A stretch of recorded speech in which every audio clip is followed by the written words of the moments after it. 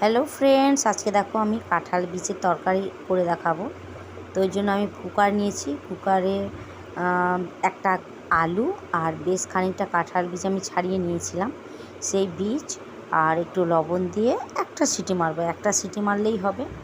এরকমভাবে যদি সিটি মেরে রান্না করা হয় তাড়াতাড়ি রান্নাটাও হয়ে যাবে আর খেতেও ভালো লাগে, নাহলে কাঁঠাল বীজটা একটু সেদ্ধ হতে টাইম লাগবে। তো আমি তারপর কড়া গরম করলাম। কড়া গরম করে তাতে সর্ষের তেল, কালো জিরে, শুকনো লঙ্কা, তেজপাতা ফোড়ন দিলাম। ফোড়ন সাথে দিলাম একটা গোটা পেঁয়াজ কুচি করে রেখেছিলাম, সেই পেঁয়াজটা ভালো করে দিয়ে ভেজে নেব।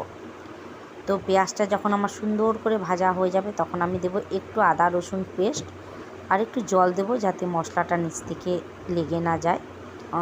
আদা রসুন পেস্ট দিলাম আর এরপর দেব কিছু গুঁড়ো মশলা, যেমন জিরে গুঁড়ো, হলুদ গুঁড়ো, লঙ্কা গুঁড়ো, আর অবশ্যই কালারের জন্য তোমরা কাশ্মীরি লঙ্কা গুঁড়ো দিতে পারো, আমি দেব না। তো আমি লঙ্কা গুঁড়ো সব কিছু দিয়ে একটু ঝাল ঝাল করবো, ওই জন্য লঙ্কা গুঁড়োটা একটু বেশিই দেবো আর কি। মশলাটা এরপর ভালো করে তেল ছাড়া পর্যন্ত কষাতে হবে। তো আমি দিয়ে দিলাম একটা টমেটোটাও সুন্দর করে মশলার সাথে কষিয়ে নেব। দেখো একদম শুকনো শুকনো করে তেল ছাড়া পর্যন্ত কষিয়ে নিতে হবে। যদি মনে হয় যে না লেগে যাচ্ছে নিচে, তো অবশ্যই একটু জল দিয়ে দিতে পারো। আমার তেল ছেড়ে এসছে, মশলাটা কষানো কমপ্লিট। এরপর আমি যে সেদ্ধ করে রেখেছিলাম আলু আর কাঁঠালটা সেটার মধ্যে দিয়ে দেবো। দিয়েও বেশ খানিকক্ষণ এরকমভাবে আমি কষিয়ে নেব। মশলাটা ভালো করে কষা, আদা রসুনের গন্ধটা যেন না থাকে, কেননা এটা সেদ্ধ রয়েছে, আলু আর কাঁঠাল বীজটা সেদ্ধ করা রয়েছে। সুতরাং মশলাটা ভালো করে কষিয়ে নিলে রান্নাটাও তাড়াতাড়ি হয়ে যাবে। তবে এখানে একটু সামান্য জল অ্যাড করবো, 1 কাপ মতো।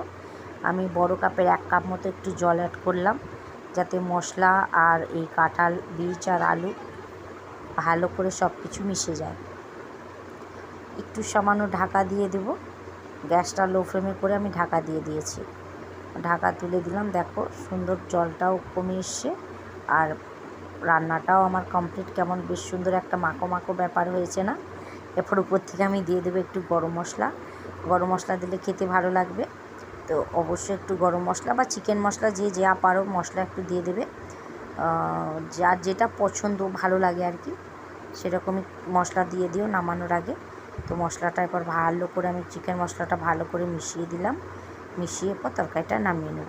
এটা গরম ভাত, রুটি দুটোর সাথেই খুব সুন্দর লাগে। তো চলো টাটা, বাই বাই, সবাই ভালো থেকো, সুস্থ থেকো।